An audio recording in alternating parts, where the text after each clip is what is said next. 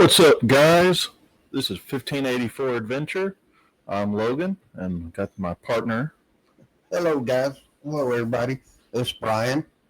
So we're kind of going to go over some things we did this weekend, and then we're going to jump into a trip Dad took last month. Yeah. So this weekend, it was time to make a trip up to or down to our lease, check on everything, fill feeders, do a little repairs. We got the patches in for the tent, so where the limb had gone through the tent during a storm, I got that patched up.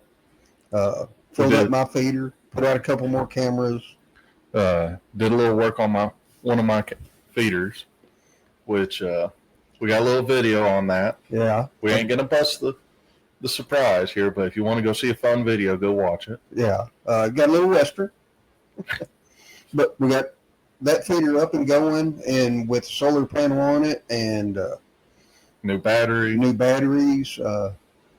If we leave that feeder where it's at, we probably need to push the legs in again and put some T-posts next to them. Cows pushed on it pretty hard, it looked like. Yeah, they did that last time. But lease looked in great shape. Lots of cat claw, lots of mesquite. Lots of grass. So if we had turkeys, it'd be a great year for turkeys because we got lots of grasshoppers. Yep. So I don't know how many turkeys we're going to see. I've only got one hen on any of my cameras. We have like 3 total. Yeah. We got the one that moves around camp. I've had a couple show up, a pair show up on one of my cameras. Yeah. And that's about it. Which is too bad because this lease used to be overrun with them. I mean, flocks of 30 and 40. So we're looking like it will be a pretty good year on the lease. Lots of fun. Lots of fun. Lots of pig shooting to come. Lots of pig shooting. We're getting ready to, I think I probably got 30, 35 of them in one group on my photos. Same. Yeah. And it's small enough, it's probably the same group trading back and forth between feeders. It's pretty close. Yeah. At the same time, Dad's working on his boat, getting it together, hopefully it'll be next week or so. Probably next weekend. Okay. We did bring the pop-up shelter so he can work on it after lunch. Yeah. Because it's hot. It is ungodly hot. It is ungodly hot, but if I got some shade and a breeze, then I can wrap this up and get it charging, get it cleaned up, and we'll be ready for fall fishing pretty quick. Unfortunately, last weekend we discovered the transom in my boat was rotten. Only on half of it. About 2/3. It's flat on the bottom side. So kind of navigating what's going to happen on that. But so we're going to take a pause on the mystery tackle box video. We still got the mystery tackle box, but we kind of got to wait till there's a working boat. Yep. Did get in a bunch of fishing rods and tackle from one of my customers. I need to do a video on that just because it's so much. It is so much, and some of it's really pretty good stuff. Hey, I kept about half the rods. Yeah. Just because, hey, they're decent rods, good reels. Yeah. Some of them are just fun rods, Yeah. Throw them in the truck when you don't care if it gets broke. Yeah. I mean, there's a place for that, and, if you lose one over the side of the boat, it doesn't matter. Yeah. Or if it gets drug in when you're bank fishing, it kind of doesn't matter. Just go get another one. Yep. So. Well, main topic of the day is Dad went on a little trip back in June. Opening week of snapper season. There we go. Which snapper? Red snapper. Offshore red snapper, not Texas state water snappers are open year round, I believe. They might have a short closed window, but I think it's open year round. Okay. Pretty good trip booked with Galveston Party Boats. And we've been booking with Galveston Party Boats since I was like 12. Well, maybe longer than that. Yeah. No, it'd be 12 because I was in junior high. Yeah, the first time we went out, yeah. Had a pretty good trip overall. First time I went out on a new buck and I enjoy party boat fishing. I know it's aggravating. I know you're crowded and there's going to be tangles. And if you go in knowing that and taking a big deep breath, unless someone truly is just being a knucklehead, I can work around it. But you went a little hardcore. You did a back-to-back. I did 2 days back to back, 12 hours offshore. Maximum capacity. No, you had one that was half capacity. Yeah, right? I did the first day on the new buck. It was full capacity, and it was full, and it was roughish. Yeah. Wasn't real bad. I mean, I've been out on way worse ones, but the new buck and the Cavalier are both catamarans, so that makes some of it a lot easier. Not on a V hole where you don't really get the side to side stuff going. But there were a lot of people getting sick still. So you did this a little different than the previous times, though, on these 12-hour trips, because you actually brought your own tackle and your own rods. A few years ago, I guess maybe a decade ago now, just got fed up with the boat tackle. I mean, it's okay, but it's for tourists. It'll get you through the day. It will get most people through the day. But I guess I hooked something big. I still think it was a big AJ. It was a monster. And I mean, I had the little boat rod that they provide you. I had it bowed all the way to the reel seat, and it's still peeling line off. So it might have been a big shark. The distinct possibility it was a big shark. And as the line's coming off, I'm looking at the reel, and I can see a big knot where they've spliced the line back together. And it's a monster knot. And I'm like, that's never going to go through the guides. And sure enough, it didn't. And I'm like, man, you know, you can buy stuff now. It's not like it used to be. So committed that year. And actually, I think the boys gave me the first rig. Back in 2020, I think. Yeah, 2020. Yeah. Christmas of 2020. Mom gave you the 56-hour trip. Oh, yeah, that's right. And Alex and I pulled together and bought you a boat rod. Yeah. A conventional rig. Yeah. I think right before that you had bought another rig, and you bought your Ambassador 8,000, whichever you have. Yeah. And that was your intention with that rig. Well, that at the end of that year, you and I had gone on a trip, and neither one, if I remember right, neither one of us had, when we were on the bow of the boat. Yeah. We didn't have our own gear still. I don't think. I think it might be 2021. I don't know. Yeah. It's about 4 or 5 years ago. Anyway, the boys gave me a conventional rod, and then I got a spinning setup, a boat rod spinning setup with a Heavy rod. I think it's a 10,000 series Penn spinner. Yeah, I think you got the 10,000. Yeah, and then it's all overkill. Both of those rigs are overkill for red snapper. The spinning rod's a little better, but it's still overkill for most red snapper, and it's certainly overkill for beeliners. And we like to catch beeliners because they're tasty. You can keep 10 a day. So I bought an ugly stick, tiger stick. Yep, you bought that in 2023, no 2022, and put a Swedish-made Ambassador 7,000 on it, and it does really good for lighter game. Yes. Load it with 50-pound big game with a 50-pound mono top shot, and if you're fishing for beeliners or if you're drifting sardines off the side of a boat for mahi-mahi, it's actually a really good rig. Leaves a little to be desired on the drag. It's probably only got 25 pounds of drag, but it is there for lighter game. So this year during the snapper trip, I was only going to take the spinning boat rod and the tiger rod. There's still some grouper running around. I ended up taking all three of them. It was unnecessary, but I can't help myself. I'm kind of a knucklehead. But the trip was good. Lots of people getting seasick. The vast majority of them had the decency to hurl over the stern instead of out the window or in the bathroom or wherever. And it's funny. There was a lady and her two daughters on this trip, and her oldest daughter was probably about 10. And every time the boat moved, that girl got sick. We pull up, and she'd be at the rail all the way out. She's at the rail. She'd go over, puke, run back in the cabin. And finally, I pulled her mom aside, told her, I said, hey, don't go in the cabin. That's where you get sick at. If the water's rough, that's where people are going to get sick at. Stay here on the back of the boat where that's the smoothest ride.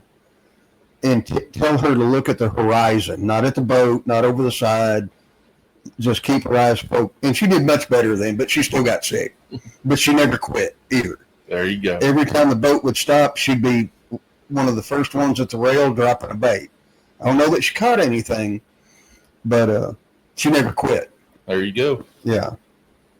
Did pretty good. Caught a couple of good ones on that trip. They got to be 16 inches. And I had an 18 and a 22 on that day. Probably caught a dozen snappers that day. Not a lot of size to any of them. Came back, iced them down. Stayed at the little Airbnb in Galveston because I prefer that to hotels.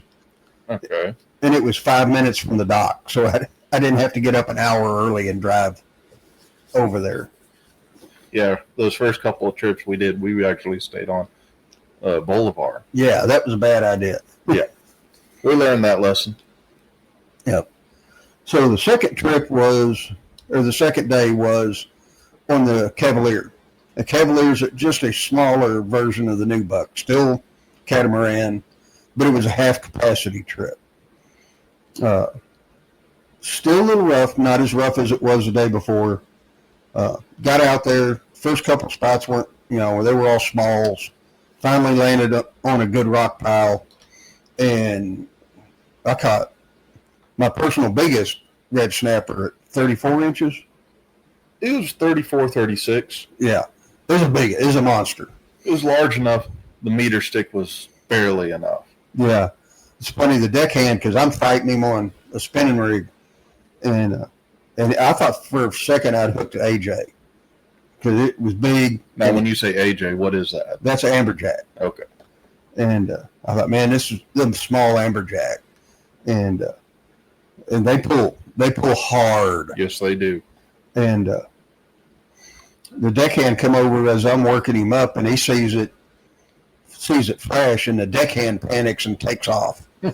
Comes back with two deckhands and two gads. Heck I don't think it's going to need that, but all in all, good trip. They moved us around until we got on fish, and we had a boat limit of fish both days. The half trip was pretty good. Had to have a conversation with the tourists next to me about generally do. Everybody scatter out. It's a half capacity trip. The father obviously might have been his first trip because I had to tell him, hey, that's a conventional rig. You're holding it upside down. Move over a couple of feet and don't do that again. Yep. And I think he had his son with him, so his son caught a couple smalls and maybe a couple keepers, something like that. Did you catch any beeliners? We didn't. There were some caught, but we didn't stop and drop on beeliners like we had. I was expecting to, which is why I took the tiger rod. Yeah. There was a group next to us. It was a business group. They got a boss and his 6 subordinates, and they were pretty good. Other than they drank all of the Coors Light that was on the boat. All going pretty good. They stayed out a little longer than we should have to make sure we all got a boat limit. And a mile into the trip back, we blow a turbine on one of the motors. Where what was at full throttle would have been 4 hours back. We're going 13 miles an hour all the way back. It was we should have been back at 6 o'clock. It was midnight when we pulled into the dock. Yep. Things happen. Boats break. Things happen. Things Can't happen. do anything about it. Owner of Galveston Party Boats paid for everybody's fish to be cleaned for free, which it's not normally a lot of money, and it's kind of worth it if you have the time. It's worth it, in my opinion. Oh yeah, because nothing, especially if you're doing some Saturday trips, Sunday trips, nothing's worse than getting home after driving a couple hours and you have to clean fish. yeah. And if you're trying to fillet a big snapper, and you will wreck an electric fillet knife. Yeah. So, but I only had 4 keeper fish, so I'm like, yeah, I'd rather go home or go back to the Airbnb and sleep because the line was long. So it's all good. They put them on ice. Put the ice chest in the house. Slept till I woke up. Oh, really? That's how that works? Yeah. Well, I wasn't up at 4:30 like I normally am. Came on home that day at a leisurely pace, and we've got enough snapper for another month or two. I think. Well, we had talked about doing a trip late August or September-ish. Yeah, somewhere. Amberjack season opens September 1st this year, and while I've caught a couple of AJs, I caught one that was probably 45 pounds, maybe 50 pounds that last trip. Yeah, that 56-hour trip we did. Yeah. We caught a big one. Yeah. But it wasn't during AJ season, so we had to put them back. Okay. And so I want to bring one home. I'm going to have to start lifting weights and get this shoulder fixed. Yeah, you got some work you got to do. Yeah. Get in the gym. Get that shit tight again. But all in all, it was a good trip. I highly recommend Galveston Party Boats. Probably going to do, like we said, a trip in September or August. And then I'm trying to figure out, I'm probably going to do a tuna trip. I mean, the tuna trip we took a few years back got me hooked. Life's got in the way, but it's getting ready to get out of my way. Yeah. I've got a brand new tuna stick out there in the shop. I've got a box full of Halcos now. Probably going to get some more Halcos as we go along. And I'm probably going to do a tuna trip at the end of the year, maybe in January. I won't do a tuna trip during the hunting season. Well, it's one of those things. Nothing's worse than being on the boat between moving or on a slow boat. yeah. And going, I could be at the deer lease shooting dove or deer or running up the river and shooting ducks or anything. I mean, So, that's but I might do one in February or early March next year. And they still run tuna trips even during the summer. Yeah, but they're not that great. No. The real good tuna trips here happen during the winter. So, okay. So we've done your red snapper trip. Yep. What is on your bingo card in Texas? What's left on your bingo card in Texas? Odad. Okay. What fish though? Oh, fish? I want to catch cuda. Cuda. Didn't you catch a cuda? No, they cut me off every time. Okay. That's why there's now a spool of wire in my offshore box. Okay. Yeah, because they were hitting it. Yeah, I think I lost all of my jigs on that trip. Need to catch a grouper. We just do offshore fish. I need a cuda. I need a grouper. Trying to think of what else. I've caught all the nearshore species: redfish, bluefish, black drum. Still like to get a big giant black drum. Had one a couple years back. Forgot the pier net, and we were fishing on a little pier, and was walking into the bank, and the hook straightened out. Freshwater. I need to catch a big alligator gar.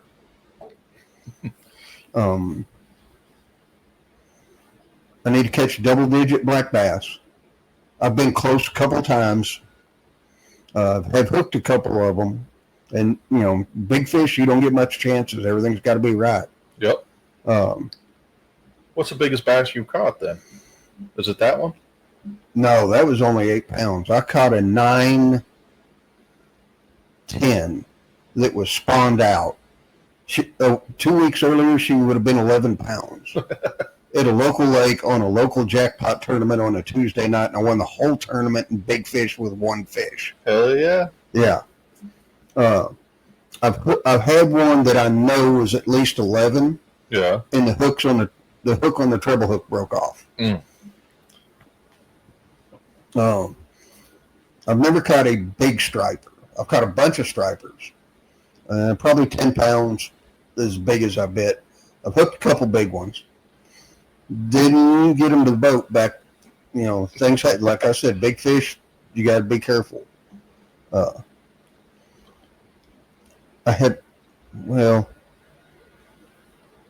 really, now it's funny because I want to catch a Rio Grande cichlid. What's that? It's a fish that lives in the rivers from San Antonio south. Yeah. And it's like a big perch. They're spotted. Okay. They're kind of steel colored and spotted. Beyond that, in Texas, I can't think of anything else. Okay. I've caught some okay catfish, but I don't really focus on that. So when you're going offshore fishing, Yeah. what are the signs that you look for that is going to be good versus bad? There's not, if you don't have your own boat, there's not much you can really influence other than going with people that that put fish on the boat. The captain of the boat, where we went on that tuna trip, his boat catch more tuna, recreational tuna fishing, than any other boat in the Gulf of Mexico. Yep. Sadly, he doesn't do public captain anymore for public boats. You have to hire him to captain your boat. And he's bad to the bone. He catches lots of big fish, lots of big bill fish. Okay. Then what about bass fishing? What signs do you look for a 5 bass day? There's a couple things. You want the weather to be right, and you can't influence that, so you just kind of have to go.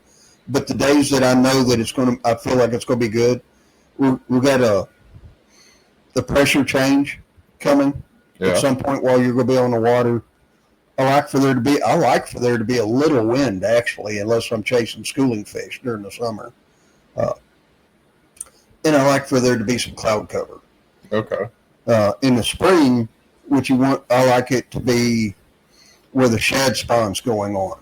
And, they'll be up on the bank spawning when the full moon comes in and the water temperature gets just right. And it can be insane for an hour or so. Other than that, for the vast majority of people, you just got to go when you got the time. Yep. Go, and even if you have a slow day, enjoy it and learn something from it. Pay attention to how you caught that fish, not just the fact you caught it. Yeah, and not so. I know a lot of people that they will go, and I do it too. So in some aspects, they will go to the same spot all year long.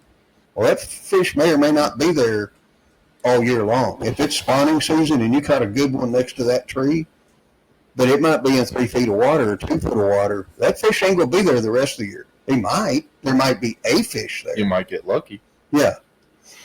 But so I know a lot of people do that, and it's okay. I mean, the whole goal is for everybody to have fun. The fish are going to move around, so go find some other spots. Go find some place where if I'm not in a tournament, or if I am on a tournament on a lake that I don't know really well, I'll fish for a while in a place that I've already scouted. I'll get a couple in a box, then I'll go look for a couple. Go look at another spot, and I'll go find. If I don't do any good there, then I'll go to another spot where I've scouted it in the past. Okay. So we're going to wrap up here in the next 2 minutes. I got 3 questions for you. Okay. What is a lure, bass lure, saltwater lure that they don't make anymore that you would like to come back?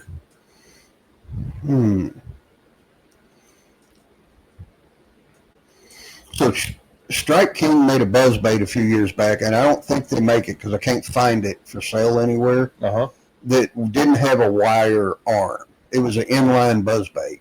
Okay. So it had the buzz blade directly above the lure? No, it was all in line. Okay. It was had on the same axle that the trailer hook was on. Okay. And I really liked it for a couple reasons. One is it was hard for fish to throw it, and they could eat it. When they ate it, there wasn't anything in the way of getting on the hook. Okay. The other is you could put whatever trailer you wanted on it. Yeah. I mean, it had a skirt, but it came where you could, and I like to put a Zoom frog on it because then it could go real slow and stay on top. Okay. So with the buoyancy of that frog, you could just get it where it went cluck, cluck, cluck, cluck, cluck, cluck. And you could really, and it would run. It would not go in a straight line. Most buzzbaits don't anyway, but this one wouldn't. It would veer off to one side, so you could run it around things. Okay. The other thing I'd like to see them mass producing the Hellbender again. And that comes to mind because you got a bunch of them in that box. When I was a kid, I hated them because I was fishing from the bank. Yeah. And it was a getting hung up son of a gun. But now that I have a boat and I can fish it the other direction, it's a heck of a deep diving lure, and the fish aren't seeing it all the time. Yeah. Yeah. They're seeing it maybe once every so often. If that. The other thing I'd like to see. It's not discontinued, but they're harder to find. The tube jigs in bass sizes. Okay. Their crappie sizes are everywhere. Yeah. But the bass sizes, I really liked them. Okay. You can rig them on, rigging them on a jig head, you better have a bunch of jig heads because you're going to lose them. Yeah. But Texas rigging them, it's almost perfect for flipping. And I really liked it. And but other than that, the only other one maybe, I don't think they still make the original Devil's Horse, which was a twin prop stick bait, and it made lots of ruckus.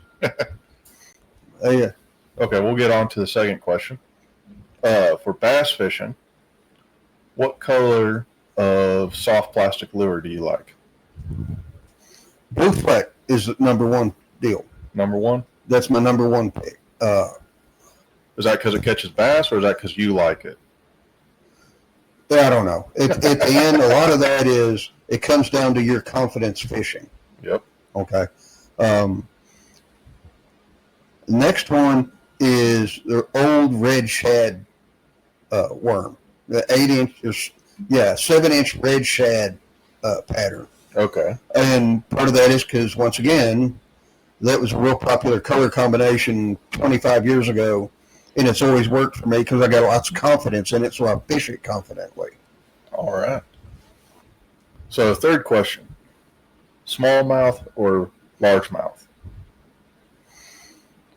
I'm going to say largemouth because that's predominantly what we have around here.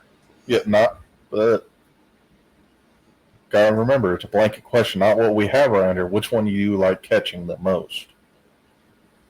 Still going to say largemouth because you can fish them like I like to fish. Okay. I like to get up in thick cover and flip and pitch lures and dunk jigs and soft plastics on their head. And that kind of works mostly for a largemouth presentation. Okay. But I will say that one of the best trips I've ever had in my life was up at Broken Bow when the lake flooded, and we were fishing in pastures in flooded timber and all that. And you didn't catch any smallmouth flipping or pitching, but if you threw a Zara spook between the trees, you were going to catch smallies. And we caught lots of big smallies. All right. Well, that's going to be the end of our episode today. This is episode 2 of season 2. We're going to try and get probably another episode next week, maybe the week after. Yep. Try and do at least one a month. Yeah. We get some more videos out. We're going to upload a couple videos. Not super spectacular, but they are videos. Yeah. So we got some stuff coming up. It's getting ready to be that. See, it's time to prep for what's coming up. The problem is it's prep season, so there's a lull in adventures. That heat and it's kind of hot. kills. That heat kills of adventure. Yeah. So this is 1584 Adventure signing off.